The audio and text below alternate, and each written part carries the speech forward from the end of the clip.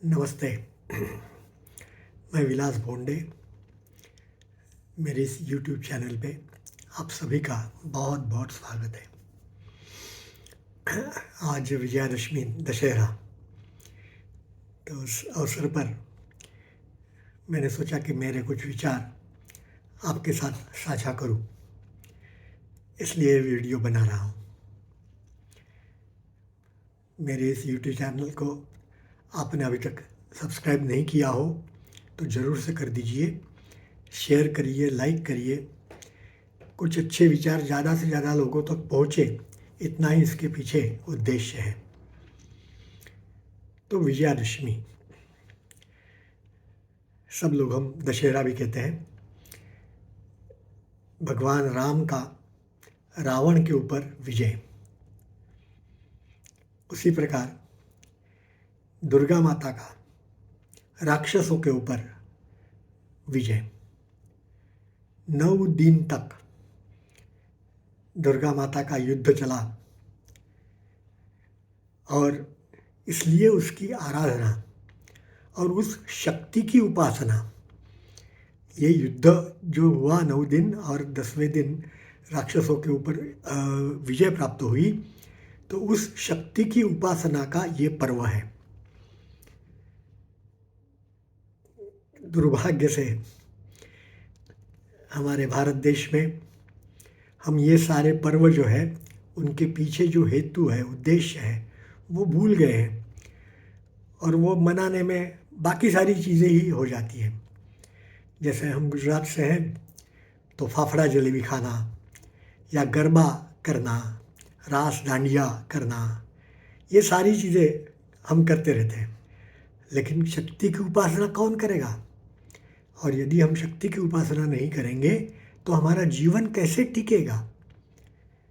इस समाज में, इस समय में आपको मालूम है कि जिसके पास ताकत है, जिसके पास शक्ति है, वही टिकता है, वही सर्वाइव करता है। सर्वाइवल ऑफ द फिटेस्ट जो कहते हैं ना।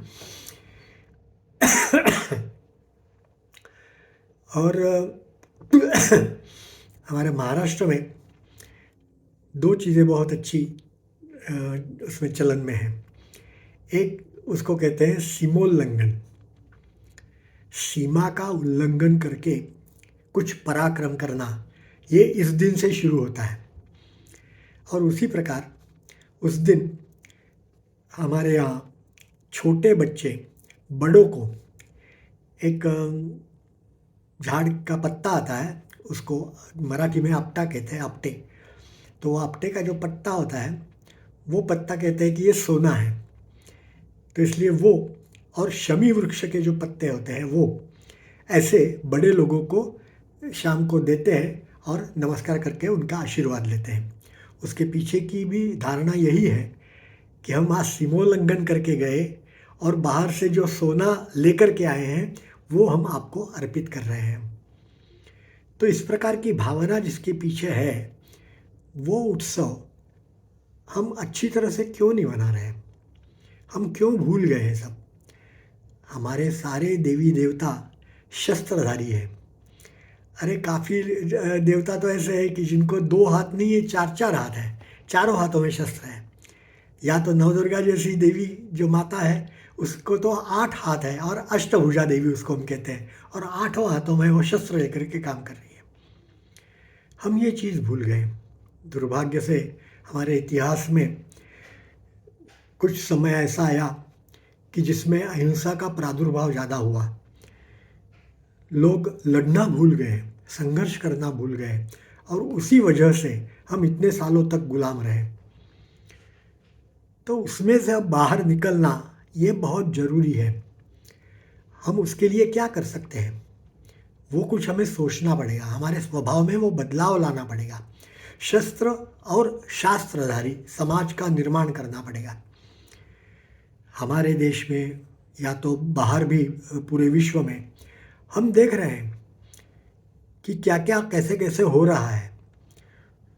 लोग जो शांति पूर्वक जीना चाहते हैं, हमारे जैसे लोग, उनको कैसे खदेड़ रहे हैं उनकी जगह से। ये सारी चीज़ें हमने देखी है। तो इसलिए ये दशहरा जो है, वो दशहरा को सचमुच में विजयादशमी के तौर पर मनाना ये अब जरूरी हो गया, आवश्यक हो गया है।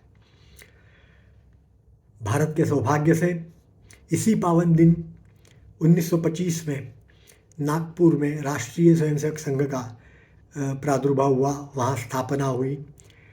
और भारत के सभी शत्रु भी अभी मान रहे हैं कि जब तक राष्ट्रीय स्वयंसेवक संघ इस देश में जिंदा है तब तक इस देश को आक्रमण करके उसको पराजित नहीं कर सकते।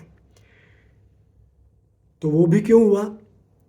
संघे शक्ति कलौ युगे, संगठन में शक्ति है। सभी लोगों को एकत्रित करके, सबको साथ में लेकर के एक देश, एक वेश, एक विचार, एक संस्कृति, ये सारी चीज़ें साथ में रख करके भारतीय समाज को इकट्ठा करने का काम राष्ट्रीय स्वयंसेवक संघ कर रहा है और उसकी स्थापना इसी दिन हुई थी। तो ये विजयादशमी का पर्व, इसलिए सभी को प्रार्थना है कि भारत को यदि विश्व गुरु पद पर स्थान पर प्रस्थापित करना है तो हमारा अपना खुद का भी कुछ छोटा छोटा भी लेकिन योगदान होना चाहिए। सारी चीज़ें सरकार करेगी, सारी चीज़ें सैनिक जो है, हम आर्मी जो है वही करेंगे, तो फिर हम क्या करेंगे? समाज का भी तो दायित्व होता है खुद का। यदि वो समाज अपना दायित्व अच्छी तरह से निभाता है तो वही समाज टिकता है, बाकी नहीं। तो हमें ये याद रख करके आज के दिन ये संकल्प करना पड़ेगा कि सभी समाज को साथ में जोड़ करके और शस्त्रधारी देवताओं की पूजा हम करें, देवताओं के विचार हम हमारे आत्मसात करें, हमारी भुजाओं में वो शक्ति हो, वो बल हो, उसके लिए कोशिश करें। ये यदि हम सब लोग करते हैं तो सचमुच में हम विजयादशमी अच्छी तरह से हमने मनाई, ऐसा हम मान सकते हैं। बहुत बहुत धन्यवाद। Thank you.